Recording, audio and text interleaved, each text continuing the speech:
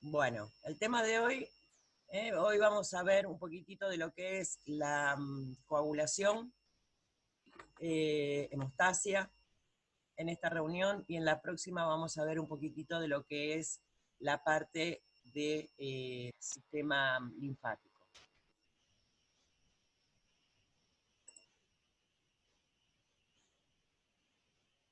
Dice fisiología de la hemostasia y coagulación sanguínea, ¿no? Dice la hemostasia ya sabía, iba a empezar, iban a empezar a llegar y tengo que cortar. Ay, perdón, ¿eh? Dice, la hemostasia es una serie... ¡Ay, dale! Esto encima después es un cachivache los videos, pero bueno.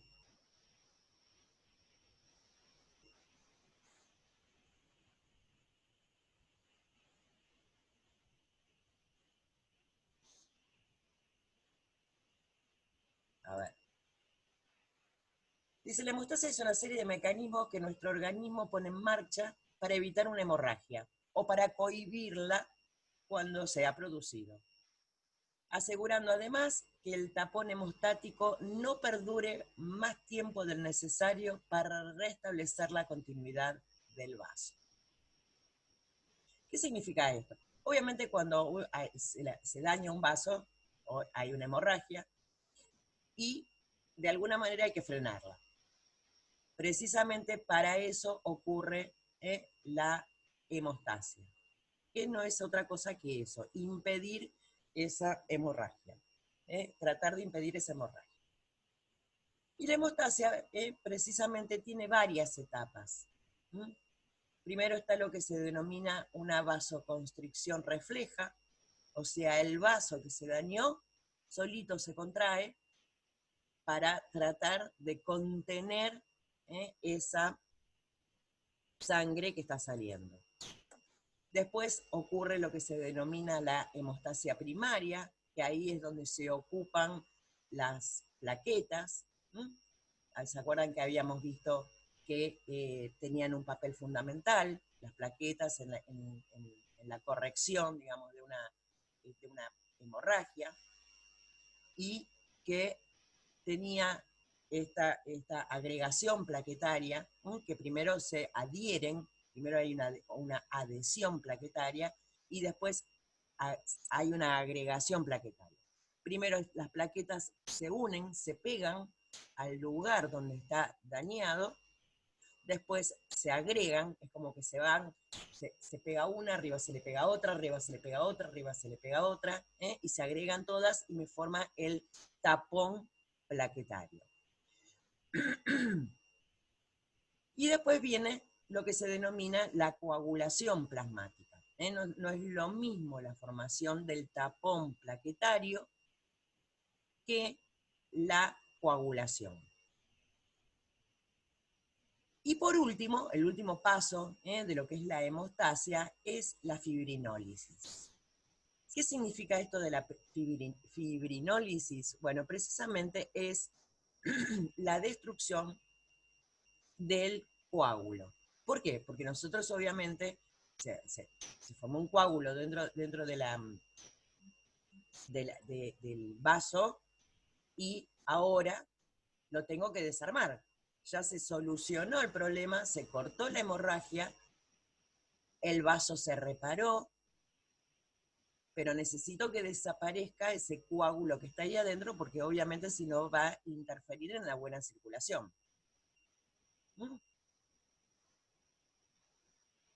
Acá les habla un poquitito de lo que es la hemostasia primaria.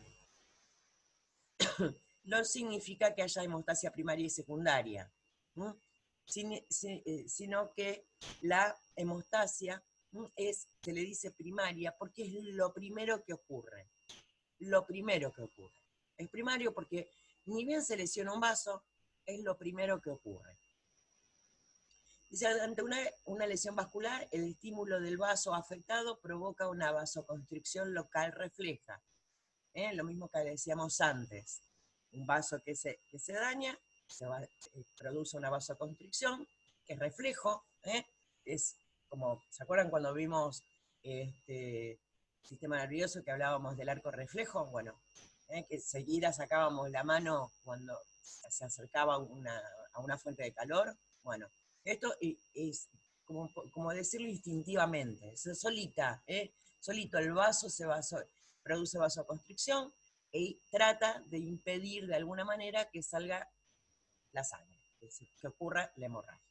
Obviamente es algo que no alcanza, no alcanza. Entonces, después van a venir eh, otras cosas. Dice, lo que reduce al instante la salida de sangre por la zona roja. Al mismo tiempo, las plaquetas se adhieren al colágeno del subendotelio, de la pared vascular dañada, produciéndose la adhesión plaquetal. Nosotros en la constitución de un vaso sanguíneo tiene, todos los vasos sanguíneos tienen varias capas. La parte más interna, o sea, vendría a ser como una especie de telita que tiene alrededor y está revistiendo por dentro al vaso sanguíneo, se llama endotelio. Tiene ese nombre. Debajo del endotelio, debajo de ese endotelio, o sea, el subendotelio, tiene colágeno. Tiene colágeno, que son un tipo de fibras. ¿Te acuerdan cuando vimos algo al principio, cuando vimos algo de tejidos? Bueno. Las plaquetas no hacen más que pegarse precisamente, como esa capita, o sea, teóricamente esa capita de endotelio está rota, porque se dañó el vaso, se exponen estas fibras de colágeno, quedan afuera, y es lo que permite que las plaquetas se peguen. Para que tengan una idea más o menos, el colágeno, ¿vieron cuando hervimos pollo y después lo dejamos enfriar, que queda todo como una gelatina? Bueno, eso es colágeno. ¿Vieron que es pegajoso? Acá ocurre eso. Entonces este colágeno permite que las plaquetas se peguen. Bueno, acá les habla que necesitándose la glicoproteína, GPI, de la membrana plaquetaria, el factor de von Willebrand, el cual actuaría como una especie de pegamento, pero bueno, son sustancias que están ahí adentro. Ustedes recuerden eso, que al lesionarse el endotelio, deja expuesto el colágeno y es lo que actúa prácticamente de pegamento y hace que las plaquetas traten de arreglar la rotura esa. Es como si se rompiera un caño y el mismo caño se autoarregla.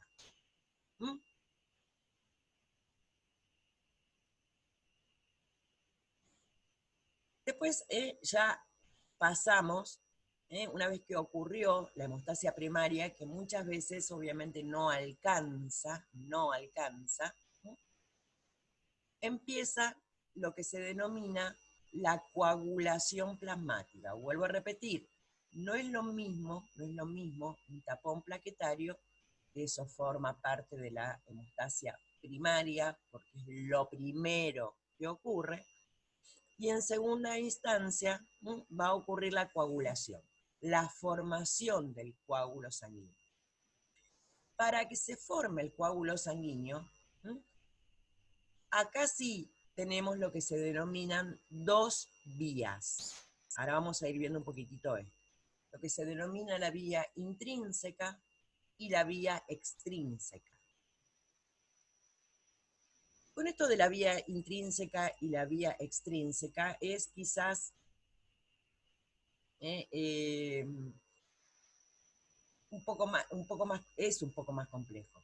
En la hemostasia primaria, ya sabemos, se rompe el vaso, se rompe el endotelio, permite la exposición del colágeno, las plaquetas, que ya saben cuál es su función, van, se pegan, se adhieren, se agregan y me forman como esa cascarita impidiendo o tratando de impedir la hemorragia. Esto de la vía intrínseca y extrínseca es básicamente lo mismo, nada más que en dos formas diferentes. Acá también va a tener que, está en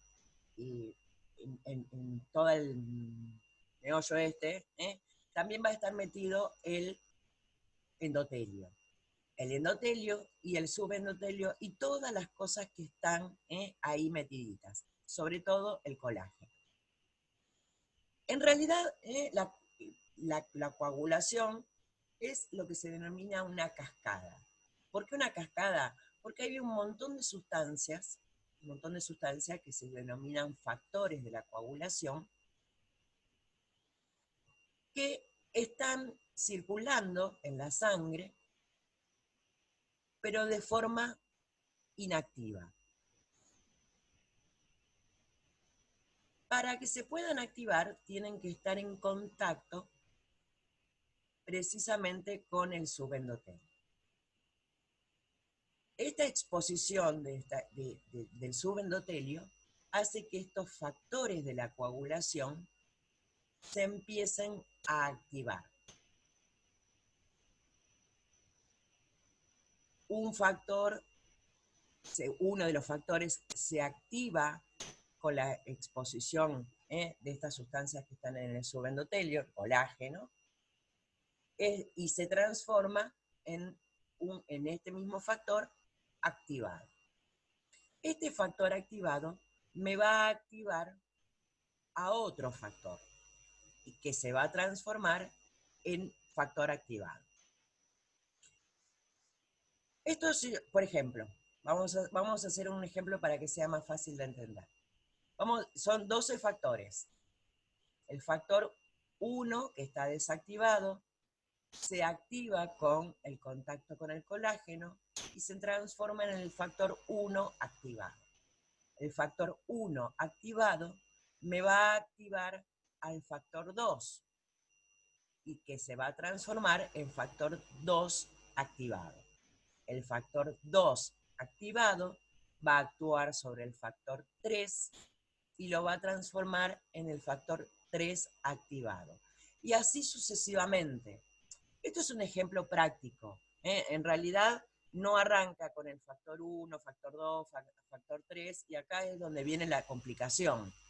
Porque depende si es la vía intrínseca o la vía extrínseca, va a empezar por distintos números de factor. Entonces uno se vuelve un poco loco. Fíjense que acá está la vía intrínseca, la vía extrínseca. Y después estas dos confluyen en una vía común y que es lo que terminan provocando precisamente la formación de trombina, que no es otra cosa que la sustancia que forma el trombo. El trombo no es otra cosa que el coágulo. El coágulo es la pelota, esa fiera que me va a tapar el vaso sanguíneo.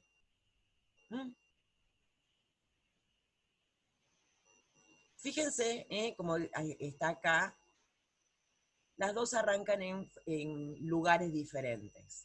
No nos vamos a meter mucho en eso, porque la verdad no es necesario conocer con qué factor arranca la vía intrínseca, con qué factor arranca la vía extrínseca.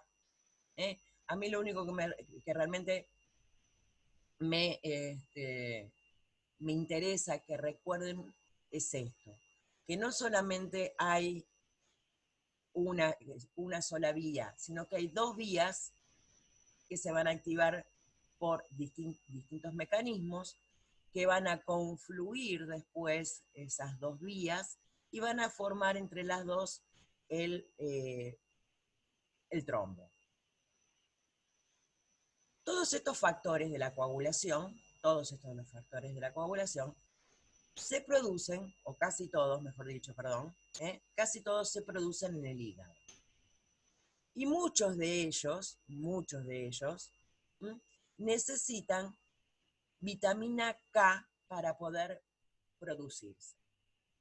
Insisto con esto porque después, cuando en ámbito veamos la parte de anticoagulantes, que no es lo mismo que antiplaquetarios, aunque los dos se utilicen básicamente para lo mismo, vamos a ver cuáles son los antídotos, porque si yo tengo un exceso de anticoagulantes, voy a tener un poquito de hemorragia importante.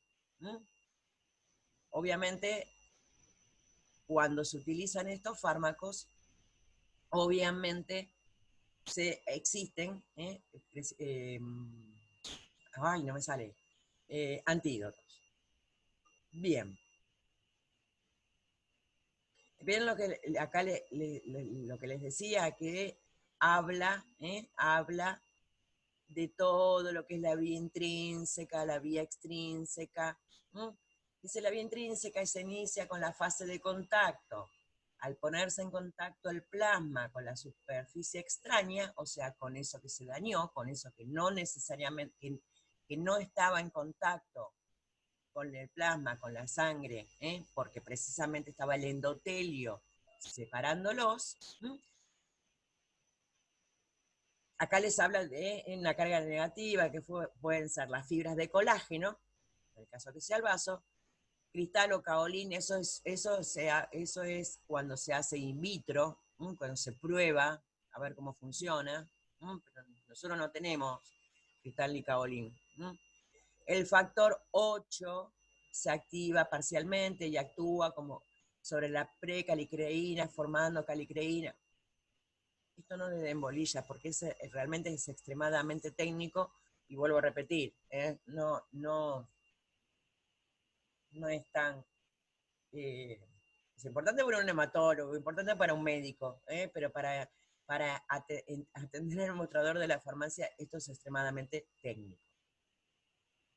La vía extrínseca se inicia con la unión del factor 7 activado con el factor tisular, formando lo que les decía recién. A mí lo que me interesa, vuelvo a repetir, es que recuerden estas cosas, que la coagulación se produce por una determinada cantidad de factores que existen, que están dando vueltas en la sangre, que los produce el hígado. Estos factores están inactivos, que precisamente la lesión del vaso sanguíneo va a producir que estos factores empiecen a activarse. Esta activación va a ocurrir por dos vías, una vía intrínseca y una vía extrínseca, que después las dos van a confluir en una vía común y que van a formar el trombo o coágulo. Ese trombo o coágulo van a tapar la lesión del vaso sanguíneo hasta que el vaso se repare. Cuando el vaso se reparó, ya no tiene más el agujerito por donde salía la sangre, y ese trombo tiene que desaparecer. Esa es la etapa final de la coagulación. La desaparición de ese coágulo, lo que se denomina fibrinólisis. Fibrino, porque el coágulo es fibrina, que es el último factor, que está apelotonado, y lisis es romper. Siempre que hablamos de lisis es romper. Entonces, romper esa fibrina que se formó precisamente para que ese vaso sanguíneo no quede taponado precisamente con ese coágulo que se formó. Bien, yo traté de hacerlo lo más sencillo posible, ¿eh? Por eso yo les decía que toda la parte de los factores, de qué factor empieza cuál es el primero que aparece, cuál es el segundo, es todo es bastante complejo porque aparte, vuelvo a repetir, son cosas que son factores y sustancias que tienen nombres complejos, que está bueno conocerlos, pero Eh, ay, perdón, María, acabo de ver el chat. ¿Me da permiso para grabar? Lo estoy grabando yo, la clase. Eh, después la subo, porque no sé cómo darte el permiso para grabar. Marce, ¿qué función cumple la vitamina K? Ah, está final. Está bien. Bueno, para que quede un poco más claro. La vitamina K es fundamental porque se necesita, la vitamina K se necesita precisamente para la formación de estos factores. Es como una especie de ingrediente fundamental. Sin la vitamina K no puedo formar los factores de la coagulación.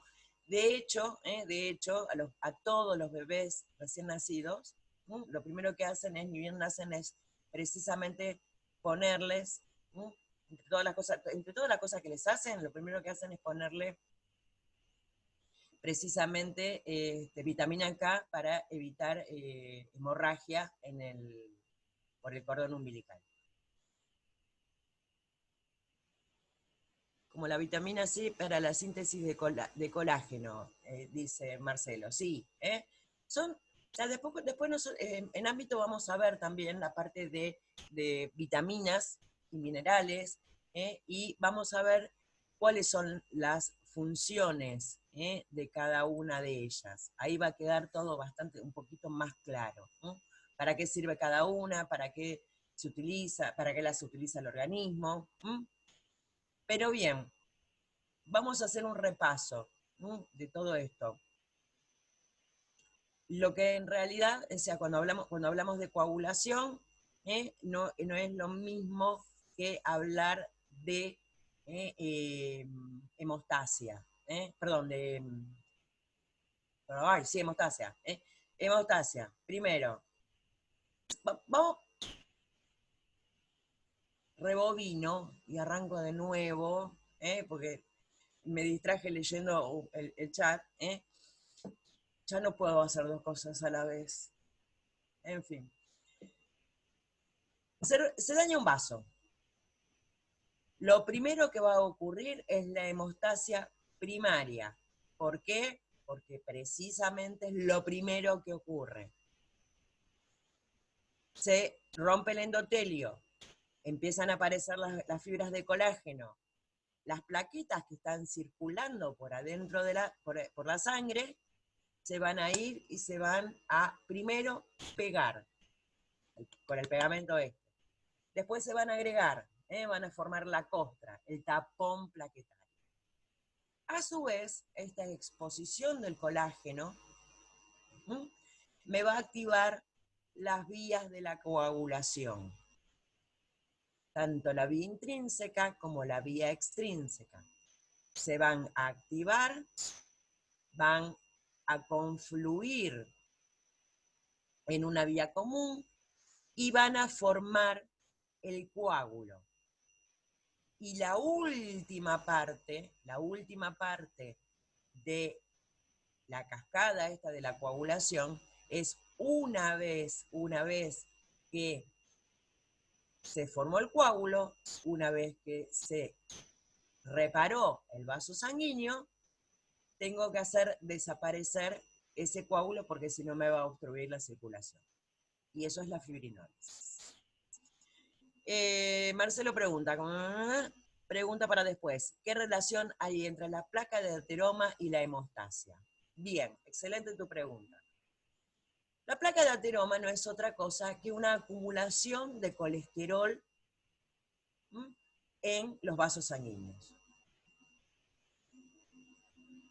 Esos vasos sanguíneos, esas placas de ateroma que están depositadas en la pared del vaso sanguíneo, van a ir creciendo, van a ir creciendo.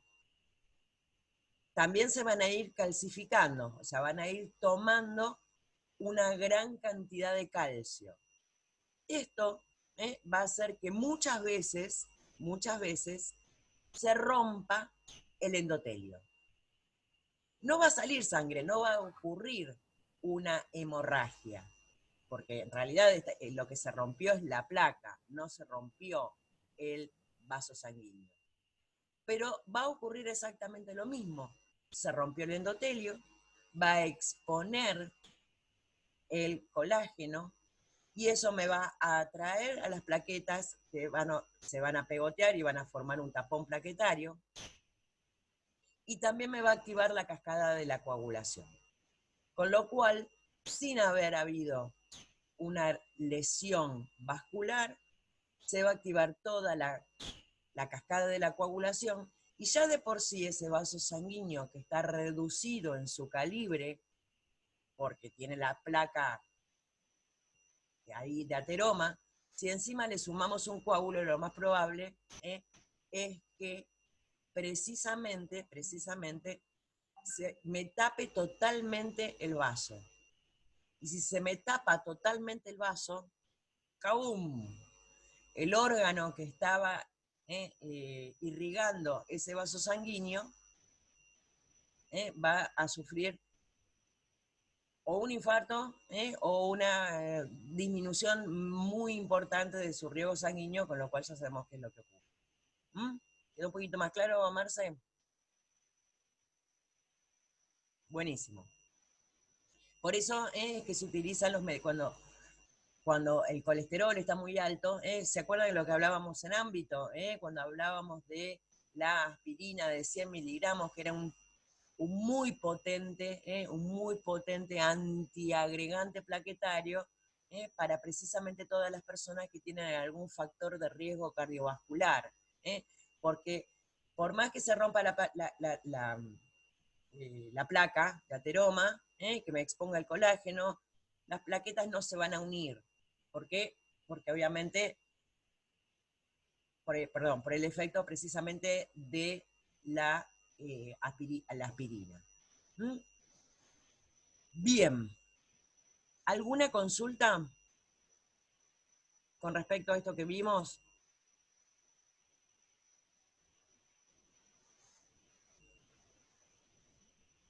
¿Dudas? ¿Dudas? ¿No hay dudas? ¿Tan buena estoy explicando o no me dieron bolilla? Profe, Sí. profe, yo tengo otra pregunta. No es por ahí una duda concretamente así de esto que explicó recién, pero eh, los que tienen problemas de coagulación, hay no me acuerdo, hemofílico, ¿eran? Sí, hemofilia. Los Sí. hemofílicos. Sí.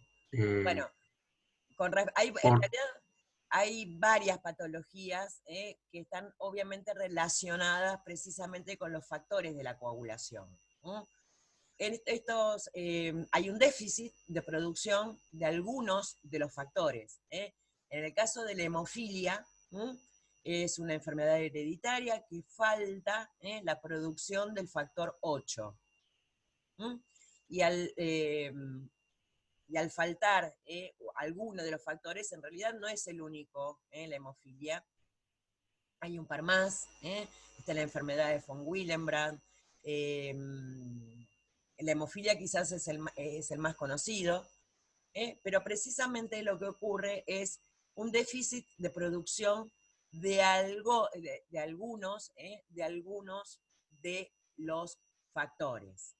Cuando hay el déficit obviamente se tiene que subsanar precisamente con la aplicación del factor que falta en el tratamiento. hay que hacer bastante, digamos, o sea, son personas que tienen que estar permanentemente cuidándose porque ante cualquier golpe pueden tener, o traumatismos leves, pueden llegar a tener hemorragias, algunas graves, otras no tanto. Son personas que enseguida van a tener muchos moretones, van a tener o sea, problemas de coagulación feos, digamos, porque no pueden coagular. Y si nosotros pensamos que la cantidad de veces que nos lastimamos desde que nacimos, imagínense que nunca pueden subsanar, digamos, esa partecita. Incluso también hay patologías con respecto a la hemostasia primaria, en la cual directamente no te hacen el tapón plaquetario.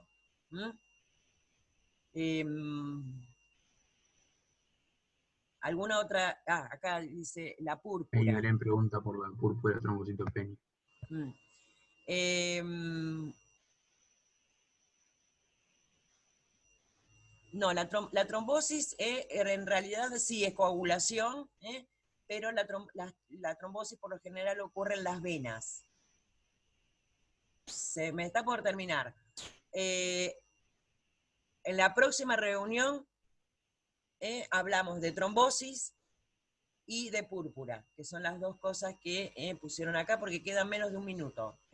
Si empiezo con la explicación ahora, se nos va a cortar como de costumbre. Entonces, en la próxima reunión, aparte de hablar después de sistema linfático, hablamos de lo que es la púrpura y lo que es la trombosis. Marce, ¿te quedó cerrado más o menos el tema de los... Perfecto. Bueno, Sí, entonces profe. Quedó bien, claro. volvemos en 10 más o menos, que es lo que tarda en descargarse el video.